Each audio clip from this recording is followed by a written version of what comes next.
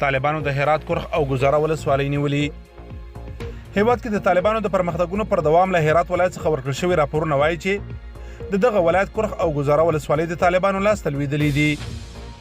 طالب ویان قاری یوسف احمدي پر خپله ټویټر پاڼه لیکلي لږ مخکې د کرخ ولسوالۍ مرکز امنیه قومندانۍ او ټول ملحقات په بشپړه توګه د مجاهدینو په کنټرول کې شول او مزدور دښمن ورڅخه وشړل شو چې په ترڅ کې ډېره وسله وسایط او مهمات د طالبانو لاسته ورغلل.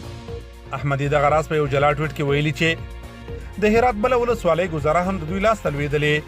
د نوموړي په وینا تازه معلومات ښیي چې د یادې ولسوالۍ مرکز امنیه قومندانۍ او شاوخوا ټول تاسیسات د مزدور دښمن له شتون څخه پاک او د مجاهدینو په کنټرول کې شول. د نوموړي په وینا دښمن وتښتېد، وسلې، مهمات او ګڼ وسایط د مجاهدینو لاسته ورغلل. باید وویل شي چې څو ورځې وړاندې د هرات کرخ ولسوالۍ مرکز دولتي ځواکونو نیولی و، خو دا دوهم ځل ده چې طالبان یې بیرته ورڅخه نیسي.